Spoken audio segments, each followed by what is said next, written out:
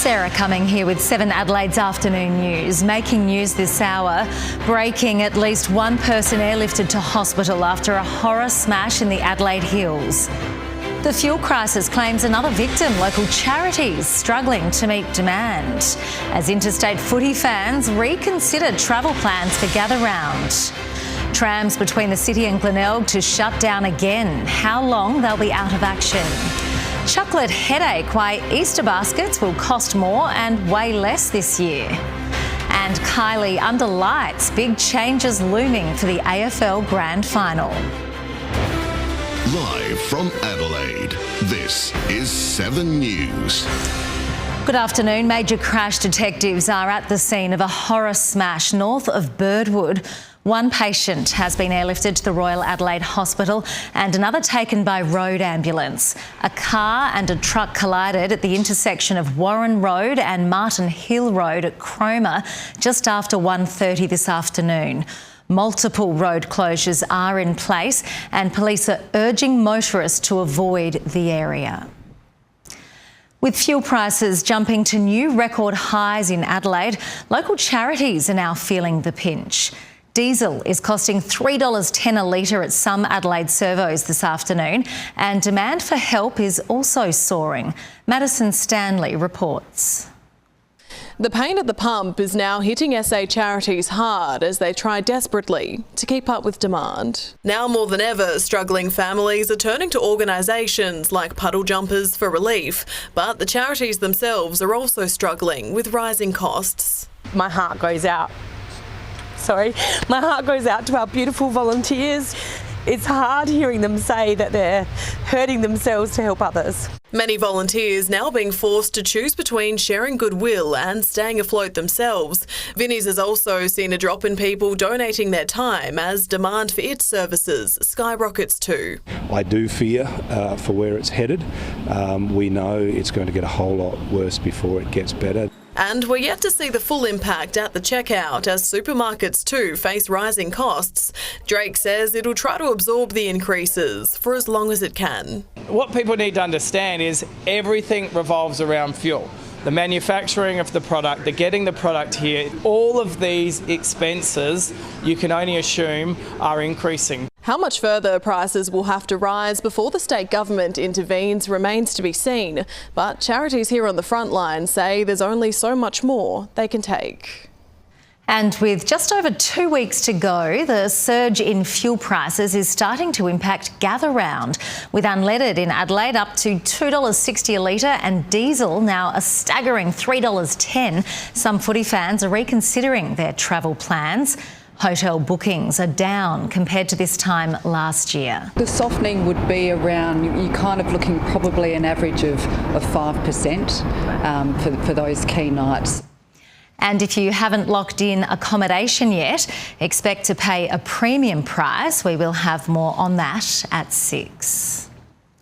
7 News can now identify a Western Suburbs tradie accused of raping a young girl on a public bus. Findon man Benjamin Ruthven Petrovic is facing a raft of serious sex charges, including gross indecency, indecent assault and rape. The 34-year-old is accused of attacking the girl on a 117 bus travelling from the city to the western suburbs in February. A secrecy order on his identity has now lapsed. He'll front court in June. It's been headache after headache for Glenelg traders. With news today, the tram line will close again. It was shut down for a large chunk of last year for upgrades, which the Transport Department says still aren't finished. Lauren Rose reports.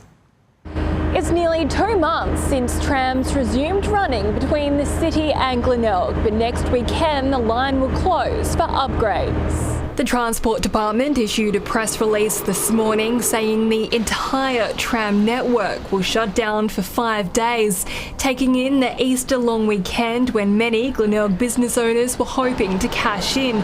They say they weren't consulted. I mean, it would have been nice just to get a heads up. I mean, like, the tram is a big part of Glenelg. You know, it was really tough for the 6 months that it was not here. We really need it open for the Easter weekend.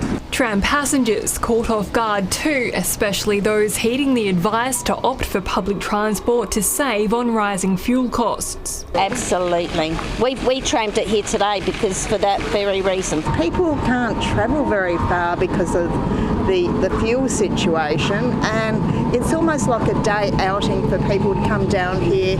The Transport Department says it will make substitute buses available, and the work that needs to be done on the new South Road overpass couldn't have been done during the last closure. Footy fans hoping to catch a tram to and from Good Friday's clash between Adelaide and Fremantle will have to make other plans. Police are hunting arsonists after a suspicious fire at Davern Park. Emergency crews raced to the Coventry Road home just before 4 a.m.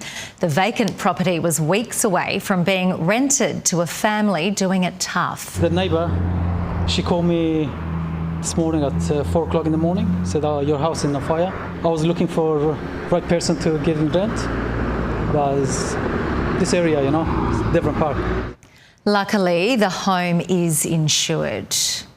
5 people were taken to hospital after a lithium battery scare at Calvary North Adelaide Hospital this morning. 6 fire trucks were called to Strangways Terrace following reports of a strong smell in the basement. Crews found a smoking lithium battery in medical equipment, but no fire. The smoke spread through the air conditioning system in the day procedure suite. 5 staff members suffering respiratory symptoms were taken to the Royal Adelaide as a precaution, and some volunteers were sent home. Vote counting continues in the state election, with results in 7 seats still too close to call. One Nation has so far claimed 1 seat, while the party has overtaken the Libs as Labor's main opponent across northern Adelaide. I voted for Pauline Hanson. Yeah, that's fine. Just a little bit of change, I think. I don't know they've actually got any policies, so if they ever came into some sort of real power, I have no idea what they'd be planning on doing. Labor MPs are currently meeting at Parliament House to finalise the new ministry. Veteran frontbencher Zoe Betterson will make way in Cabinet for former State Secretary Michael Brown. US envoy Steve Witkoff is on his way to Islamabad, hoping for direct talks between America and Tehran that may happen later this week. In the meantime, Donald Trump says he's postponed bombing Iran's power plants. Jacqueline Robson reports from Tel Aviv.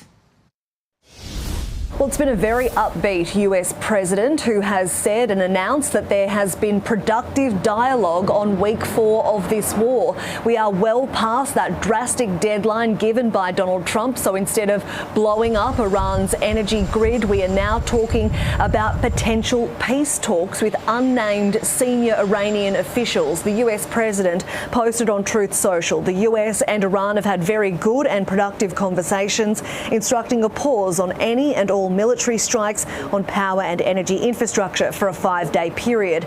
That's prompted a big financial surge. Oil and gas prices have dropped. There was a bump in stocks too. But Tehran says it has no idea what Donald Trump is talking about. The Iranian parliamentary speaker calling it fake news to buy time. The US president, though, says there was an 11th hour call that led to the breakthrough. They want very much to make a deal. We'd like to make a deal too. We'll at some point very soon meet. We're doing a 5-day period. We'll see how that goes. And if it goes well, we're going to end up with settling this. Otherwise, we'll just keep bombing our little hearts out. Pakistan has even offered to host face-to-face talks between the two countries, but on the front line, there has been more blows traded. Israel says it's blown up a Revolutionary Guard headquarters, and the Isfahan nuclear site in Iran has also been smashed again. In Lebanon, rockets from Hezbollah landed in northern Israel. There were 8 people injured on this side of that front. There is more intense fighting happening in the southern part of Lebanon. A man accused of ramming the bus carrying the Iranian women's soccer team on the Gold Coast earlier this month has faced court. As Amelia Adam reports, he's told 7 News he was trying to take evasive action when the vehicles collided. Mohammed Zarkavava had his case mentioned in Southport Court this morning and insists he will be fighting the charges. He was arrested after this. Police allege the 35-year-old father drove a ute onto the wrong side of the road, swerving before ramming the bus carrying Iranian players. He's charged with dangerous operation of a vehicle and evading police. We need to show them all the evidence we have, and we need to get the police record, all the things from police. At the time, the women were on their way from Royal Pines to Coolangatta Airport for a flight to Sydney on their way home to Iran. It came after they were knocked out of the Women's Asian Cup in the group stage. Anti-regime activists had tried to stop the bus at the team's hotel, worried they'd face severe consequences at home after failing to sing the national anthem at their opening cup match. The players were offered humanitarian visas to seek asylum in Australia. 7 accepted, but 5 eventually changed their minds. 2 remain in Australia. We try to support them because they are under pressure from IRGC terrorist organisation. The 35-year-old's car today, sitting outside the courthouse, showed the scars of his alleged run-in with a team bus. It's Scratch here. That's it. The case is due back in court next month. The estranged wife of former AFL umpire Troy Pennell has declared bankruptcy. Pennell was a no-show at his court hearing today over a now $10 million alleged fraud case. A shipping container company alleges he created false invoices for ghost repairs while he was employed at the business. His ex-wife was also a defendant, but the Supreme Court action against her has now been dropped after she filed for bankruptcy. 2 boys aged just 14 and 15 have been killed after their trail bike crashed into a bus in Sydney. The boys were riding on a transit way restricted to only buses and emergency vehicles. Sam Payne reports. Good afternoon. Well, a memorial is building up here in Bosley Park after 2 teenagers tragically lost their lives here last night. Emergency services were called to the Liverpool Parramatta T-Way near Restwell Road just after 7 p.m. after a dirt bike slammed into the side of a commuter bus before becoming trapped underneath. It would appear that the bus was conducting a U-turn in the turning bay there on the T-Way, and it was struck by the trail bike. The rider, a 15-year-old boy, and his 14-year-old passenger were treated at the scene, but both passed away. I was very good friends with them. I heard that something happened to him, and so I rushed over here to see what happened, and unfortunately the wrong thing ended the wrong way. The bus driver, a 48-year-old man, wasn't injured but was taken to hospital for mandatory testing, while passengers on board were also unharmed. There has been long safety concerns regarding the T-Way here in Bosley Park, and although it is reserved for only buses and emergency vehicles, riders often use it. We get 20 or 30 kids riding up and down this T-Way every single night. Regulation is only as good as the enforcement, and we haven't seen that enforcement. Unfortunately, we can't be everywhere all the time. We can't patrol every single metre of that T-Way. The boys were both wearing helmets, and it's understood the trail bike was registered to a family member, but given their ages, they weren't licensed to use it. As a community, we have to be educating these kids and saying to them, this is just dangerous behaviour. Specialist crash investigators are now trying to piece together exactly what happened. A new $10 billion a year free trade deal has been struck between Australia and the European Union. For Australian consumers, it means cheaper electric vehicles, but our farmers say it's extremely disappointing. Josh Martin reports. Good afternoon. This deal has been 8 years in the making and is in defiance of President Trump's tariffs and trade war. Ursula von der Leyen also says it's imperative to get China right and to diversify into other markets. The European Union president flew into Canberra this morning, then joined Anthony Albanese in Parliament House, signing the trade pact and a defence agreement. This afternoon, she also became the first foreign female leader to address a joint sitting of federal parliament. Von der Leyen speaking on the new free trade deal that gives Australian exporters access to 450 million European consumers. She also threw in a bit of humour. A once-in-a-generation achievement that will create jobs and prosperity for generations to come. The world we live in is brutal, harsh and unforgiving. It feels upside down. It has been hard yakka. But we finally got there. Today, we finally conclude our trade deal. And I'm also looking forward to sampling a pavlova. Or do I have to wait to visit New Zealand to try that delicacy? Under the deal, Australian businesses can still use geographic-specific terms like Kransky and Parmesan, plus Prosecco domestically, but Feta, Romano and Gruyere will be phased out. At full implementation, Australian producers will be able to export 35,000 tonnes of beef and 31,000 tonnes of sheep meat. You know, Australian farmers generally, we're basically better off being out of this deal. Some of our competitors like Canada and New Zealand are way ahead of that, so we know it really is a low number for us. And we shouldn't let the perfect be the enemy of the good. We think this is the best deal that we're going to get. Australian wine and seafood exporters are a little more upbeat, having won tariff-free exports. The cause of a horrific plane crash on the tarmac at a major New York airport has been revealed, the latest on the tragedy right after the break, as aviation workers in Adelaide plan to walk off the job over safety breach claims. The push to boost AI skills in the workplace, despite employees fearing they'll be replaced by the tech. Later this hour, Meghan Markle makes a big move ahead of her visit with Harry down under. And the major shake-up on the way for the AFL Grand Final. Welcome back. You're watching 7's Afternoon News. It was busy at Semaphore earlier today. Perfect conditions for a walk before the sunshine kicked in. It is set to cool off a bit tomorrow though. Casey will have more details for you very soon. Adelaide Airport has been swept up in nationwide protests against ground handler Swissport. The Transport Workers Union claims safety blitzers have revealed a wide range of alarming breaches by the company. The industry is in crisis. It needs to be fixed. It needs to be rebuilt. Workers are sending a very, very powerful message. Change this industry or we're going to take action to make it change. Thousands of aviation workers have begun enterprise bargaining, demanding better pay and safer conditions. Investigators have recovered the flight recorder on board an Air Canada jet that crashed into a fire truck at a New York airport, killing the two pilots. Rob Scott has more. This was an absolutely horrendous accident, which at this early stage appears to have been the result of human error.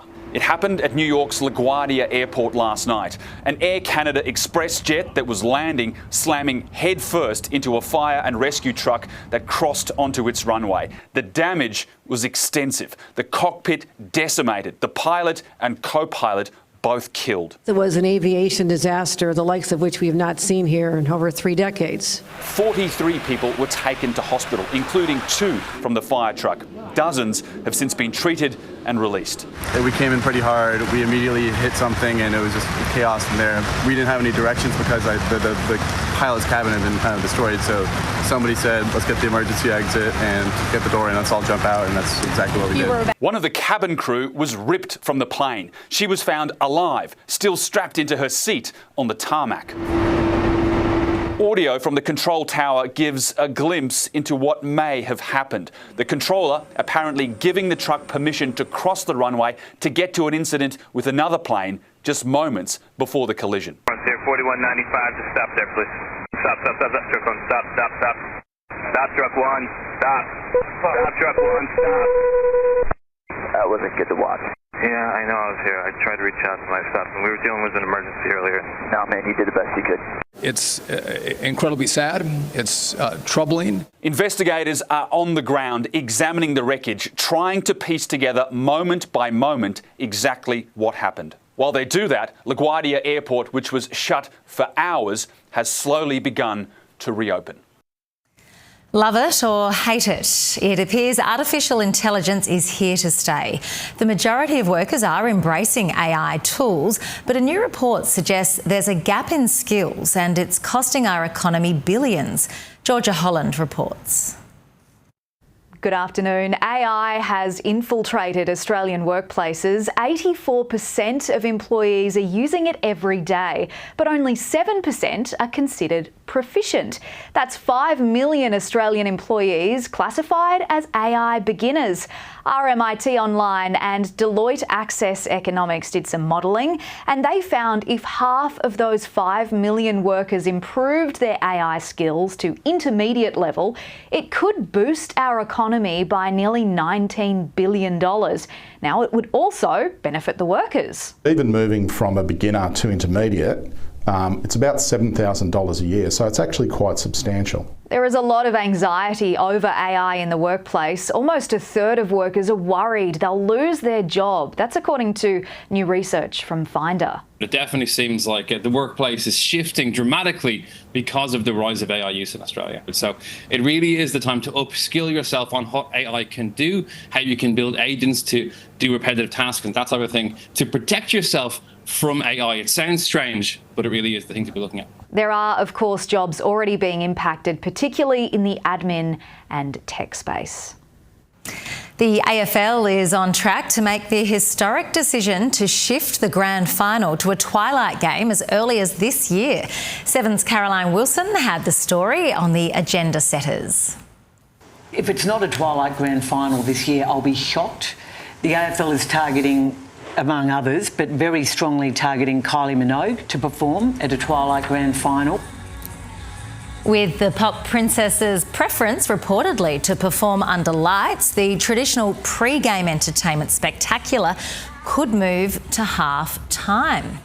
And it would be a very different vibe to Snoop Dogg, I think. Exactly. I was just thinking that. And I guess when Kylie asks her something, she probably gets what she wants. Absolutely. She deserves it. Now, Tom, let's talk sport. The Crows have told Taylor Walker to give it a bit of a rest. Yeah, that's right, Sarah. It is the club's all-time leading goal kicker's 19th season. It is early in the year, but they are deciding against a trip to Geelong on Thursday night. And the Power superstar's very quiet contract extension after setting a club record in its big win over the Bombers. All those stories coming up a little later. Thank you, Tom. We'll see you soon. Experts are calling on Australia to speed up our border travel processes, claiming we're lagging far behind other countries and it could impact the upcoming Brisbane Olympics. That story is up next. Also, a Bill Cosby victim awarded millions as the disgraced actor's found guilty of assaulting her. A highly toxic drug discovered inside Barbie doll packaging. Why Easter baskets will cost more and way less this year. And a pack of brave canines makes a daring escape. Returning to the Middle East now, where the US has agreed to postpone strikes on Iranian power plants for 5 days as the two enter peace negotiations. Chris Reason is in Lebanon and today toured a piece of the battleground with members of the terror group Hezbollah. Good afternoon. We're here at the site of one of Israel's latest strikes on Lebanon, brought here by Hezbollah, a guided tour for international media as they attempt to show the world the toll this war is taking. We were given instructions to meet at a place deep inside Hezbollah heartland in the Bekaa Valley. The roads here are plastered with posters of their leaders and heroes, men declared as terrorists along with the group itself by at least 20 countries, including Australia. But to get to these missile strike sites, we needed their permission. A family of 6 killed at one, 2 families of 8 killed at another. They claim none of them had any connection to Hezbollah or the war. How much anger do you have now? I'm asking all the world to know that Israel are a monster. Hezbollah has been part of the fabric of Lebanon for years. They have politicians in parliament, they fund hospitals and schools, have their own TV network and radio stations. They also have a lot of critics, and many blame them for a war that is decimating the country and has displaced over 1 million people. The toll here in Lebanon is now well over 1,000, including the family of 6 that were killed here, 2 children among them, the latest victims to add to that list. Back to you. A civil jury has found Bill Cosby guilty of sexually assaulting a female waitress in California. The case was lodged by Donna Motzinger, who says the disgraced actor drugged and raped her after a ride in his limousine in 1972.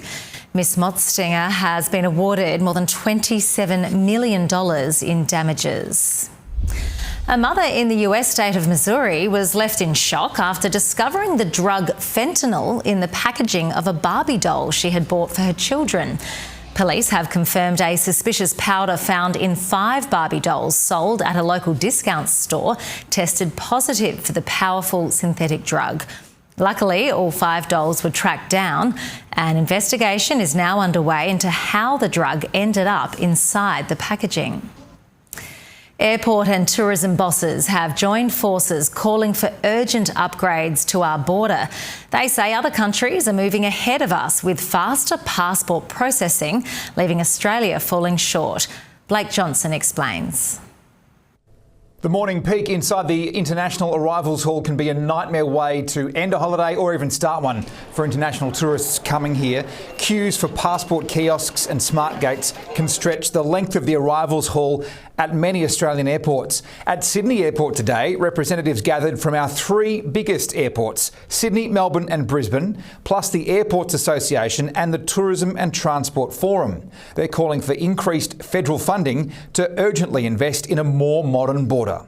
We believe that this can be funded budget neutral for the federal government. We pay $70 arrival tax each every time we land in Australia, and the group wants more of that to go to infrastructure at the border. So a manual process of presenting a passport to an officer is obviously not going to be existent in other nations going forward. It's going to be an ecosystem of biometrics. 3 airports represented here alone are investing $15 billion in further developing our airports and make them world class. That means that we need better borders. A wider rollout of digital incoming passenger cards is happening, but quite slowly. The airports are up against it here. Everyone blames them when they're stuck in a queue at immigration control, but really it's up to Border Force and the federal government to sort this out, especially as we head towards Brisbane 2032. Some of the state's most high-profile leaders are preparing to roll out their sleeping bags again. The Vinnie's CEO Sleep Out has been launched at the zoo, where it'll be held on the 18th of June. This year's target is to raise $800,000. And all of the money that we raise through this event stays right here in South Australia, supporting those who need it most. The similarities between both Vinnie's and Zoos SA in terms of community-based raising charity awareness, absolutely critically important at a time like this. 74 leaders have already signed up for a night in the elements. Time for a quick check of the weather with Casey, who is escaping the heat in the city this afternoon. Well, Sarah, outside the mercury is above 30 degrees. Climate controlled here, though. We're inside the city's brand new family-friendly offering, True Ninja. Now, we have been given one of the first looks inside, as it only opened on Friday. There is no doubt, though, this place is going to go off in the upcoming April school holidays. There's action-packed fun for all ages and skill levels, even an adults-only session time on Fridays and Saturdays. It'll be a great option for when the weather gets a little bit cooler and wetter too, and there is a chance for some showers around tomorrow. I'll be back with those details in the forecast shortly. Thank you, Casey. We'll have the latest on your money with ING Bank right after the break. Plus, Easter shrinkflation returns with a vengeance. Just how much more we're forking out for chockies this year. The new Meghan Markle products you can get your hands on after her visit to Australia next month. And the stolen dogs who stuck together to make their way back home. Now let's check in with Rosanna on what's coming up at 6. Thank you very much, Sarah. Coming up tonight, fears the fuel crisis will drive interstate footy fans away from gather-round as prices hit new highs. We explore the impact too expensive petrol is having on Adelaide's supermarkets and charities as well. And with the global fuel crisis having a major flow-on effect, there's been a huge jump in electric car sales in SA, but is making the switch the way to go? We will break down the pros and cons of growing green. Plus, fancy pocketing $10,000. All you need to do is kick a footy, but straight. Tonight, the hunt for the nation's best goal kicker during next month's gather round, and how Crows legend Tony Modra has been helping out. Those stories and so much more tonight at 6, Sarah. Thank you, Rosanna. Easter baskets will be lighter and more expensive this year. Consumer watchdog Choice has found the cost of Easter treats has increased, with some products also shrinking in size. Cadbury's Hollow Easter egg box has dropped from 408 grams in 2024 to just 340 grams this year, while the price has climbed from $12.50 to $18. Hot cross buns have also fallen victim. Aldi's Rocky Road and Banoffee-inspired buns are now 20 grams lighter than a year ago, without any reduction in price. Today's market rally faded as investors weighed the latest developments between the US and Iran. Here's James Towell from ING Bank. Yeah, good afternoon. It's been another volatile session on the share market, with investors initially cheering signs the US had stepped back from threats against Iran, leading the ASX 200 to jump 130 points or 1.6% on the open. But enthusiasm faded, and by the close, the index added just 14 points or a fifth of 1%, still managing to end a 3-session losing streak. Oil prices firmed after a near 10% plunge overnight, while gold continues to slump. Rising inflation expectations across the world have taken the shine off the precious metal, now down almost 25% from the all-time highs back in January. Back at home, miners led today's gains, while energy, financials and tech stocks all finished lower. It was a wild ride for Myer too. The retailer's half-year results saw the stock surge 17% at the open, but that momentum evaporated as Myer shares ended the day flat. And finally, the Aussie dollar has also edged a little bit lower. It's now buying about 69.6 US cents. The Duchess of Sussex has trademarked her brand of lifestyle products as ever in Australia. Meghan Markle is making the trip down under alongside husband Prince Harry next month. Sarah Jane Bell reports. The last time the Duchess of Sussex was in Australia, it was as a senior working royal, and she wooed crowds. But this time, it appears she'll be trying to win people over with her jam and flower sprinkles. Meghan has secured several trademarks for her brand as ever, and the products fall under the description of fancy. Now, this trip next month comes just after the split between the brand as ever and Netflix. And we also know that Netflix hasn't renewed her lifestyle program, but it's unclear whether she will be looking for a new revenue stream. The trademarks were actually secured last year, but with this trip we'll find out whether they are looking to break into the Australian market. We also know that Meghan will be appearing at a women's only retreat in Australia, where tickets cost around $3,000. 7 determined dogs have pulled off an incredible journey home in China after being stolen. The cunning canines managed to chew through their cage and escape a van. The pack, including golden retrievers, German shepherds and a little corgi leader, trekked nearly 16 kilometres along a busy motorway. The viral video shows the dogs sticking together the whole way, even one pup with an injured leg keeping up.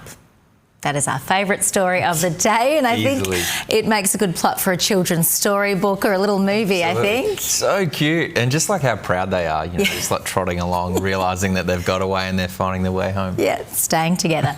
Time for sport now, Tom, and rest is best for Taylor Walker. Yeah, that's right, Sarah. I mean, the Crows have back-to-back 6-day breaks, and with a trip to Geelong on Thursday night, Tex looks set for a catnap. Also coming up, there's a big-name former Crow who's also set to miss the clash. And the review's complete into England's Ashes disaster, but were there any casualties? Hello again. 7 News understands Crows veteran Taylor Walker will be rested for Adelaide's trip to Geelong against the Cats on Thursday night.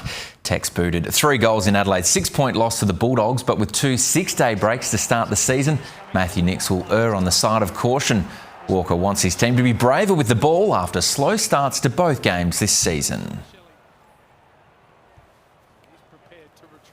I know the backs won't like us saying this, but go through the corridor and you know, attack opposition's last line, put the defenders under the pump. So, yeah, we probably had it out of kilter a little bit in the first half, but yeah, some things that we've tweaked and we're practicing again during this week. You know, main session yesterday, and we've got another session tomorrow.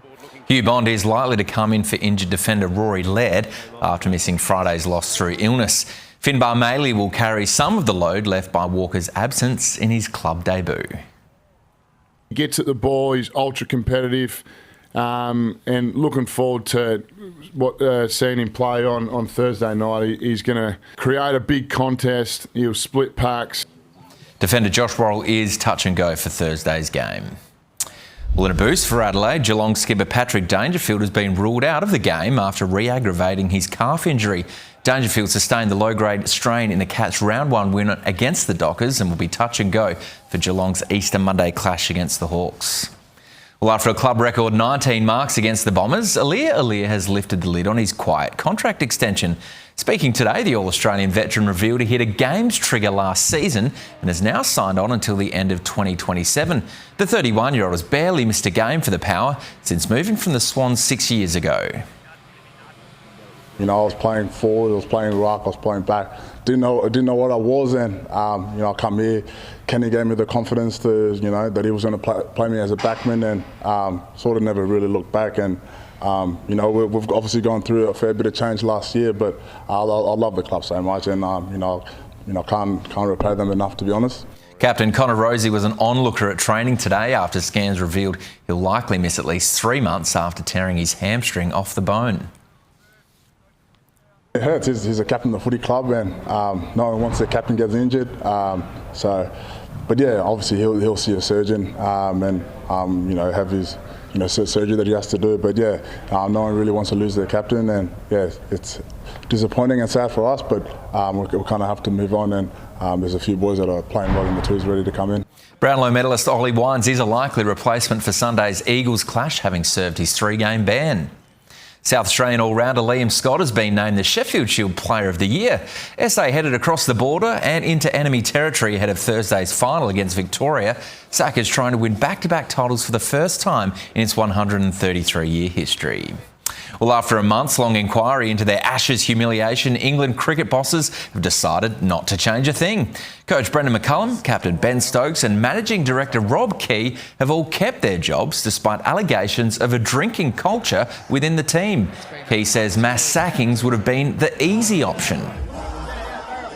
Ultimately, it's about who do we think can take English cricket forward, and for me that was Brendan McCullum. In a social media post littered with swear words, Stokes has declared that he has a lot more to give to English cricket. Well, Adelaide United striker Luka Jovanovic is enjoying a career-best season as the Reds close in on a home final with 4 games to play. The 22-year-old already has 9 goals to his name and is just 1 behind in the race for the Golden Boot. Goal was always to get double digits this season, and I think with 4 games left I'm 1 off, so I hope I can do it. Adelaide has this weekend off for the international break. It hosts Auckland on Good Friday. And Australian sprinting's hottest talents, Gout and Lockie Kennedy, will renew their rivalry at the Maurie Plant meet in Melbourne this weekend. Kennedy stunned Gout in the 200 metres final at the meet last year. I mean, it was a cracking race last year. I had so much fun. Very excited to hopefully win it again. Hopefully we can run an even faster time. The Maurie Plant meet is live and free on 7 and 7+ on Saturday night. Very much looking forward to watching that. And of course, both our matches this weekend, Thursday night footy, Crows versus the Cats. A blockbuster game, and Crows need to pinch another one away from home. They've got such a tough start to the year. It's an exciting week in sport. Certainly. Thank you, Tom. It's been another sunny March day across Adelaide, but we are in for cooler conditions tomorrow. Casey's back with the details right after the break.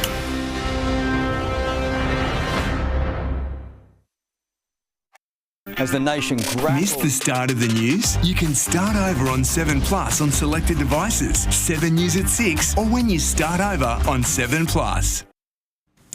Time for the weather now. And Casey, there's been plenty of autumn heat today.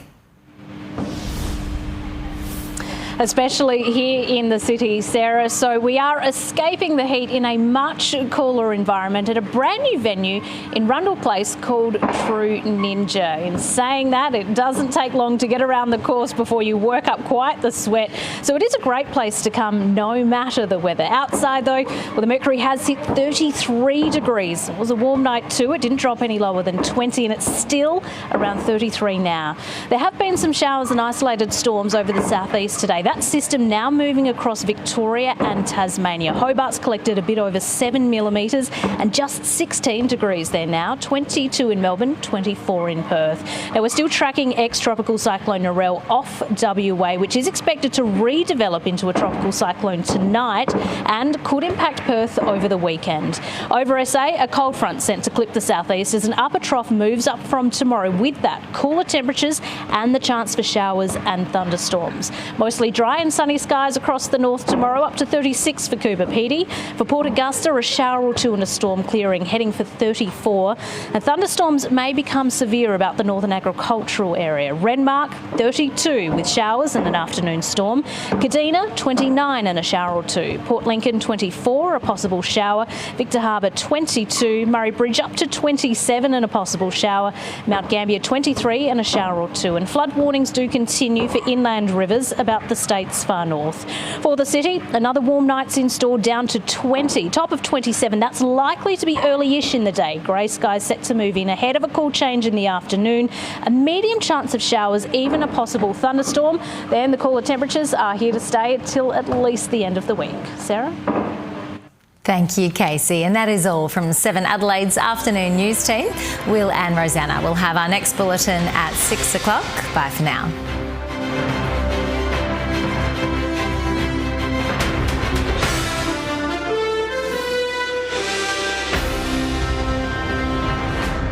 The 7 News app will give you the news you want every minute of every day, including breaking news alerts. Download the 7 News app now.